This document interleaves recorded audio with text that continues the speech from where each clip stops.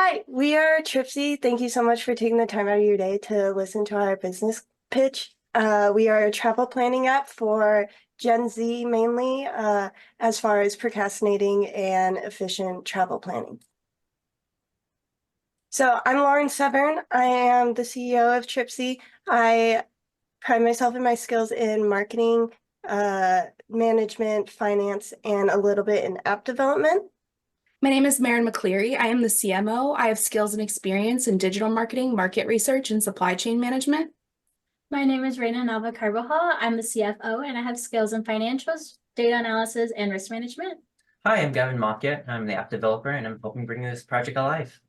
And then we also have two advisors, Daniel Severn, who is a sales manager at Terranea Resort, and he sells different excursions to their guests there, as well as Craig McCleary, who is the senior finance at Clearwater, who does all of the background finances. So our problem, as a part of Gen Z, we tend to procrastinate a lot of things. Just recently, me and my friends went to Denver for a week-long vacation. We booked our flight, we booked our Airbnb, we had everything good to go as far as getting there and staying there, but we had no clue what to do.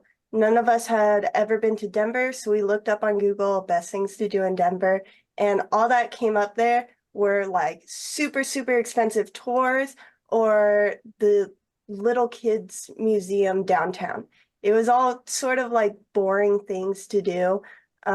We ended up spending most of our time at our Airbnb and like door dashing Taco Bell. It was all just a little boring, and we kind of regretted not being able to plan things more out, like further out. So that's where Tripzy comes in.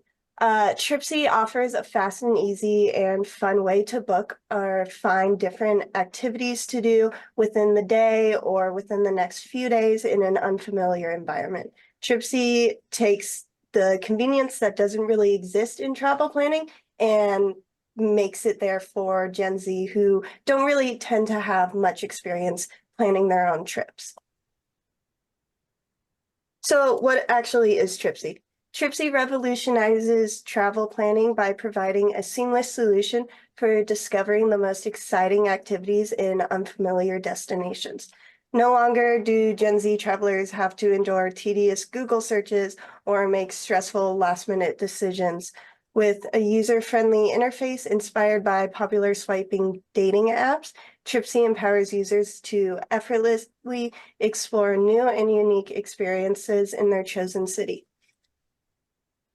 The app consists of 5 distinct tabs, a dynamic map connecting selected activities, curated lists of bars and restaurants, and for those of our users that are under 21 or don't really drink much, we change our bar tab to mostly coffee shops, smoothie shops, boba shops, stuff like that, that they will still find appealing to them, as well as our main tab, which is everything excursion-wide, whether it's farmers market, pop-up concerts, or a really, really cool photo spot wherever you are. Tripzy not only simplifies travel planning, but also enhances the spontaneity and excitement of exploring new destinations. Events are added real-time, both by businesses and users. For instance, if you discover a pop-up concert, they can easily submit it through the app, gaining more popularity and visibility. Furthermore, Tripzy also allows businesses to self-promote within the app for a small monthly subscription fee. Different businesses can promote themselves to be shown more frequently in the area, thus increasing their visibility and attracting more customers. So next, I'm going to talk a little bit about our market opportunity. Tripzy has a cutting-edge solution poised to thrive in the dynamic landscape of travel planning. The global travel planning market stands at a staggering $544.1 billion, with a robust growth rate of 11.9% annually. Within this sector, Tripzy emerges as a key player, offering tech-driven personalized travel experiences tailored to the evolving preferences of today's travelers. Our focus on catering to Generation Z is particularly strategic, as this demographic craves authentic, spur-of-the-moment travel experiences. This demographic also drives trends such as ecotourism and remote work, especially after the COVID-19 pandemic. However, navigating this fragmented market presents challenges, necessitating investments in marketing, technology, and customer service to scale and adapt effectively. So let's transition to our next slide. Let's delve into the Tripzy's competitive strategy and how we differentiate ourselves in the crowded travel planning landscape. Competitors like TripIt excel at organizing and booking trips seamlessly, and Wanderlog optimizes routes during travel. Tripzy offers a unique value proposition focused on targeting spontaneous travelers. Unlike TripIt, which prioritizes seamless organization, Tripzy provides a streamlined process catering to the impulsive nature of Generation Z travelers who seek fast-paced exploration. Similarly, while Wanderlog optimizes routes, Tripzy takes it a step further by offering curated activities directly within the app, ensuring travelers can make the most of their spontaneous adventures. In essence, Tripzy's competitive advantage lies really in its ability to offer a faster and more effective way for travelers to enjoy and plan their experiences, setting us apart as their go-to choice for impromptu adventures. Finally, let's dive into Tripzy's go-to market strategy and how we plan to effectively reach our target audience of spontaneous travelers. Our approach is multifaceted. We leverage social media, search engines, and strategic partnerships to maximize exposure and engagement. By captivating our audience with visually appealing content and robust search engine optimization, we ensure that Tripzy remains visible and enticing in the digital landscape. Furthermore, collaborations with influential figures like Alex Ojeda and Nathalie enable us to tap into the power of social media platforms like TikTok, which really resonates with our Generation Z demographic. Additionally, partnerships with airlines, hotels, and other travel companies allow us to offer exclusive deals and packages, further enhancing Tripzy's appeal as the preferred choice of last-minute adventures. Ultimately, our go-to market strategy is centered around simplicity, reaching our audience, building trust, and continually refining our platform to meet the evolving needs of spontaneous travelers. Tripzy is poised to revolutionize the travel planning experience, offering unparalleled convenience and excitement for Generation Z and beyond. So as of right now, Tripzy is still in the development and prototype phase, but we are aiming to have it complete the initial prototype by May of this year. So this prototype will serve as the first fully operational version of the app, allowing for testing and refinement before moving forward with full-scale development. So surveys indicate strong interest among individuals aged 18 to 24 using Tripzy, both locally and while traveling, validating the app's potential market. So based on our own surveys, 46.2% considered being spontaneous and flexible to be an important factor while traveling, and 68.5% would be interested in using an app that provides personalized recommendations for activities and attractions based on interests and location. So Tripzy will have two main sources of revenue. First, we have a 15% booking fee. So this booking fee is something that the users will pay when they are checking out with their activity. Of course, this booking fee is only if it is a paid activity. No need to pay it if it's a free one. The reason for this is that we will buy in bulk and get deals on last minute items. And the implementation of a 15% booking fee ensures sustainable revenue generation while remaining affordable for our users. Then we have a user subscription, which is aimed more towards our avid travelers at $9.99 a month, which unlocks features such as the ability to connect with your friends, create multiple itineraries for multiple different locations, and it also waives the booking fee. As previously mentioned, we also have a business subscription, which would be about $30 a month, and this is for businesses seeking to enhance visibility and featuring themselves to users. So it would be like a paid ad, but it's still something you can do in the town or area you are in. And then lastly, once Tripzy continues to grow and we reach approximately 1,500 users, we will introduce advertisements from relevant travel brands, delivering personalized offers to enrich users' experience. So these not only support Tripzy's ongoing operation, but also fuels continuous growth, empowering us to enhance our features and explore new opportunities in the dynamic landscape of travel technology.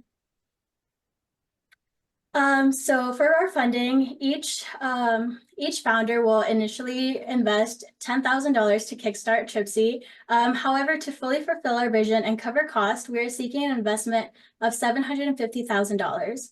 So out of that, $270,000 would be from angel investments from friends and families, and $480,000 would be from bank loans and other investors.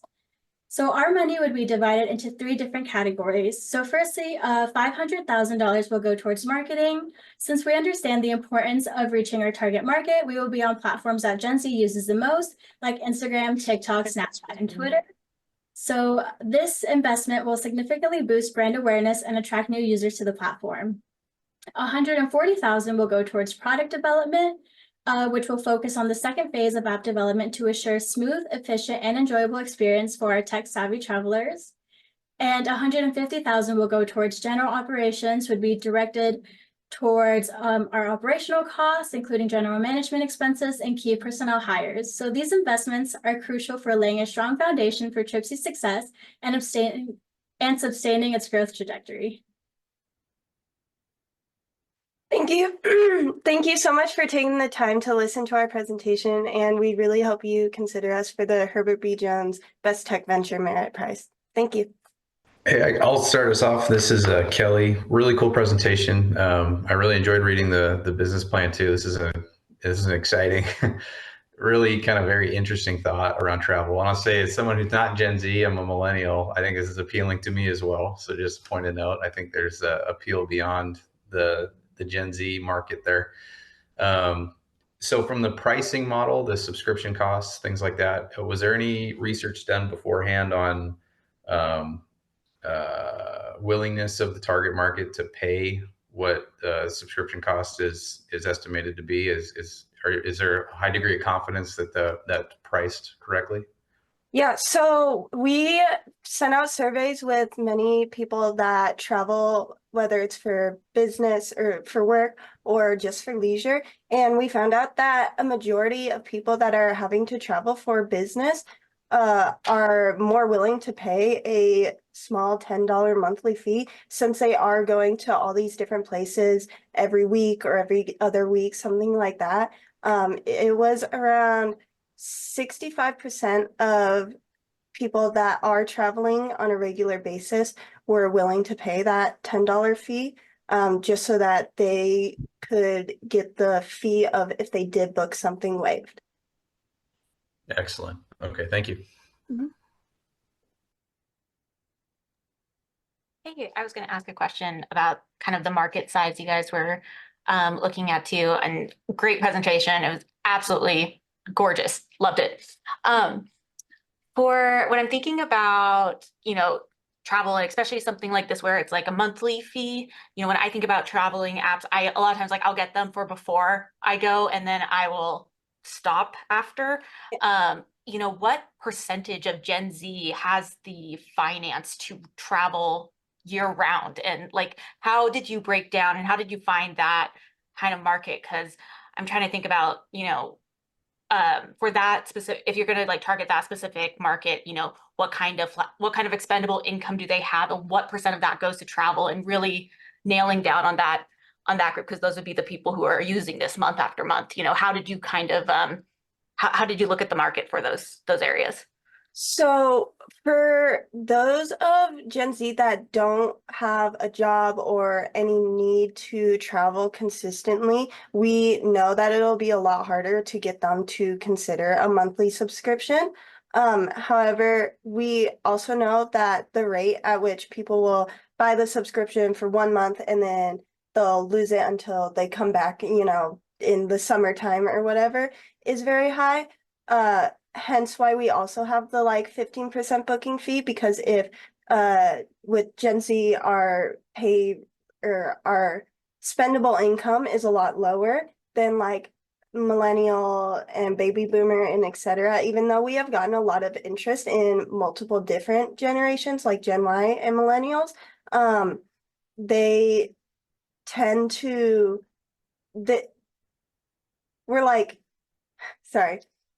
they are fine with only spending the $10 for 1 month and then dropping it and then getting it back.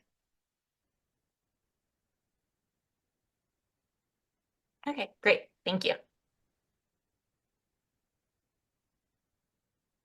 Kind of building off that. Oh, sorry, real quick, Emily. Just an idea popped in for something like this. If you want people to stay longer, you could do if someone buys it for a year, Yeah. drop it a little bit, something like that.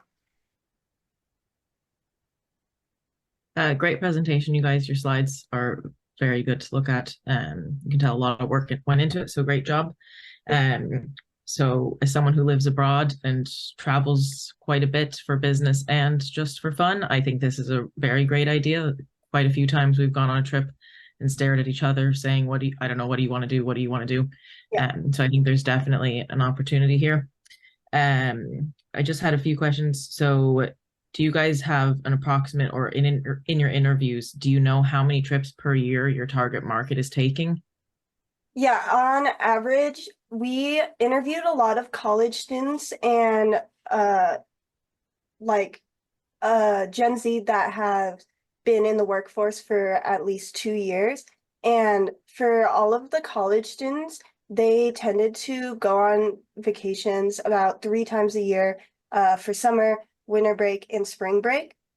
And then as far as our audience that is just now in the workforce, for the ones that either work from home, they tended to go on vacations about 4 or 5 times a year just because they had the ability to. And our generation tends to like to travel over, like, just because they can. It's not so much it's going to be a big hole in my pocket of spending for travel, but more so, well, I'm working from home, so why not do it in Europe? Great. And then in terms of your marketing strategy, is there a certain region that you're going to target first? Like, where do you plan to start your app? We plan on starting it here in Washington just to get all of our bugs and stuff out of the way. But we really do want to expand it to a global point of view. Like, a lot of our pictures we've used through the presentation were like in Europe and in the US. But just to start out, to get all of our bugs and to get a decent like user interface, we plan on starting in Washington. Great, thank you.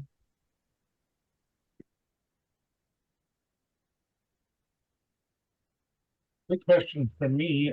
First off, nice job on the presentation. I was wondering, you'd mentioned the example of your trip to Denver and not being able to find anything by Googling.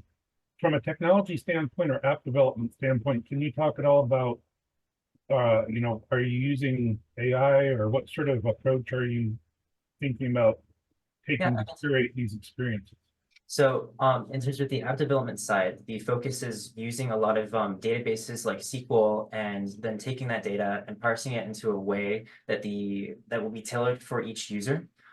That's based off the preferences. I'm not sure if it was shown in the slides themselves, but the idea is, if you like a location that's nearby associated with your position, right? You'll be able to swipe left or right whether you like this destination, and that destination will have a bunch of tags that are associated to it. And so by the user interacting with the interface, we are collecting data that will in turn tell us what the user will like and what they won't like, which can then in turn tell us what they might want to be doing in the future, or if they were to go out to places, what they might like and what they won't like.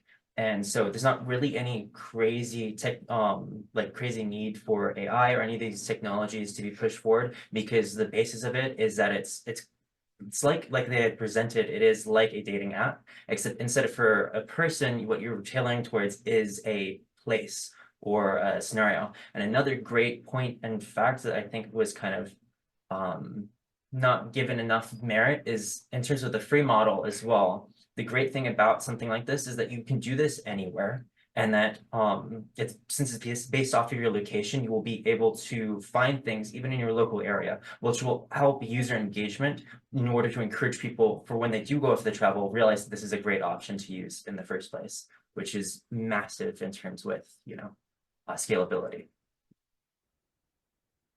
Thank you. I have a quick question about the app design also, and this one is more about kind of like safety and precautions with something that is going to be very location-based, planning itinerary, or kind of, I just wanted to hear from the development side, how do you kind of come at it with that, privacy in mind, to prevent people from figuring out where you're going to be when you're maybe alone traveling, especially, or, you know, kind of in an unknown area? Like, how are you guys approaching that side of the app development? So the great thing about using things like the Google API for Maps and other different APIs that might be associated with travel is that there's already a huge collection of information about anonymous users who have gone to different places and have considered these locations, and this will all be presented within the app itself, right? This will help protect the user from, you know, since you'll be able to read the reviews and see it like it would be a Google site, and the difference with just searching it up on Google and with the app itself is because it's bringing it towards you, you'll be able to see basically everything about the place, the business, and understand fully through what you're getting into or what you would want to do in that location. So like if you're trying to go out to a bar, there's a lot of bars around the place. What it will be doing is you're looking at the distance of the bar to the place, what preferences have you chosen before in terms of our localized database, and I you'll be apologize to interrupt, but the question and answer period is over for right now. Thank you. sorry. Thank you so much. Thank you guys.